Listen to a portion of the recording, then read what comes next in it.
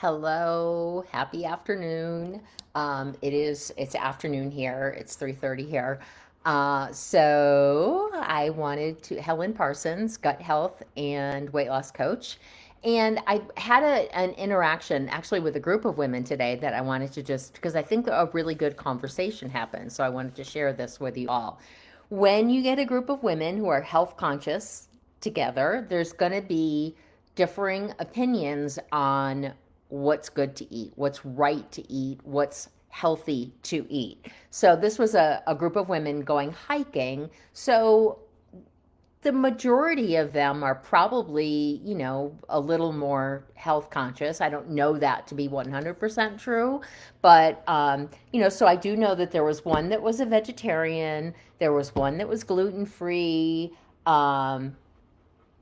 So there was a bit of a conversation about being vegetarian and vegan. So I'm truly trying to watch my words carefully here. I do not have strong opinions either way about being a vegetarian or a vegan. I don't have a moral objection to animal products. That said, I think 70 to 80% of my diet is probably plant based, but I do like animal proteins. I like my meat, I like my eggs, I like my cheese, my butter. So here's the thing. So this one woman said, well, dairy is really inflammatory. And I'm like, that is one school of thought. And it is also sometimes only inflammatory. There's different kinds of dairy. I mean, there's like so many things around that phrase. Dairy is inflammatory. It's not a black and white. I do think dairy is inflammatory.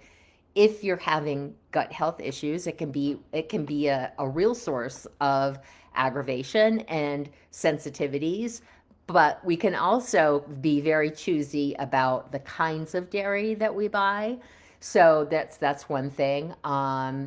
Gluten free. She was not celiac, so it was gluten free by choice. There are lots of schools of thought that say that you will feel better if you go gluten free. The thing with being gluten free is there's no such thing as mostly gluten free. You're either gluten free or you're not. Because any gluten that you put into your system is going to trigger a sensitivity. It's going to trigger if you're having a sensitivity. Vegan, vegetarian, I love my plants. Okay, plants are really big for gut health. A variety of plant fiber is critical for a healthy gut. The diversity of plants in your diet is one of the number one indicators of the health of your gut. So, one of the things that I like to do is like, how many different plants did you have this week? So if you had it on Monday, you can't count it again till the next Monday.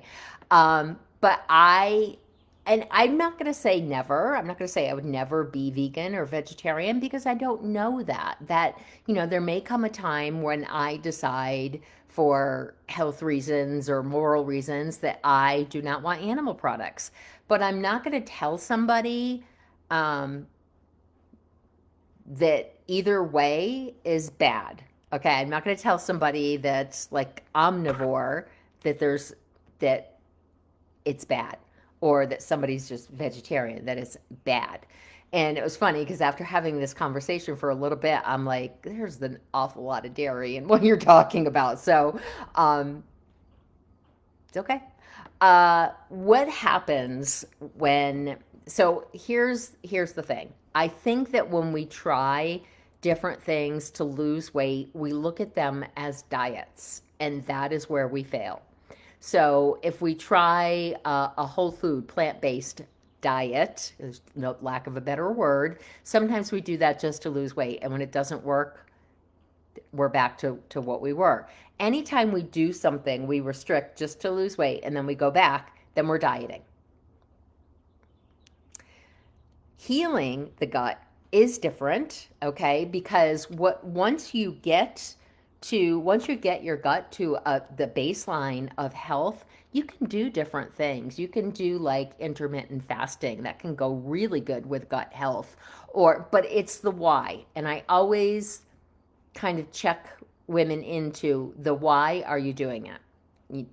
So we want to avoid anything that we're going to kind of rebound from, that we're going to just binge and binge and binge, because I think you know that that's not good. So what do I follow? Okay. So in my world, plant fibers come first. They are the first thing I think of when I'm planning a meal. And then I think of protein. I am not protein obsessed like a lot of people are. I know it's important. It just doesn't drive my nutrition for the day.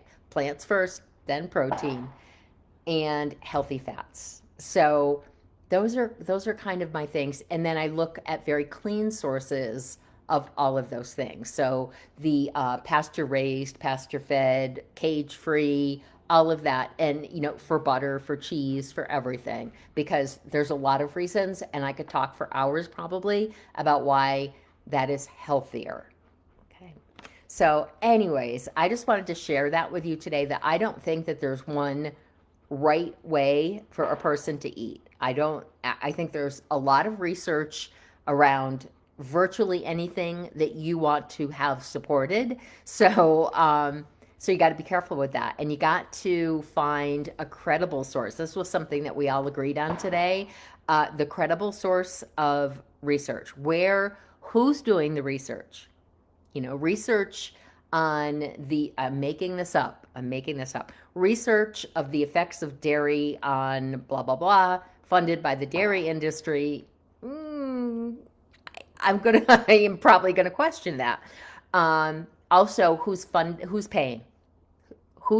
Who promoted the research, and who's paying? Where's the money coming from? Because those two things can really skew the results. So I'm going to get off my soapbox, which I don't think I've been on, but I can really get on it about studies and research and funding and money. So I'm not going to do that. Anyways, let me know in the comments if there's a particular way of eating that you like to follow. So a lot of people now are whole foods, plant-based eating.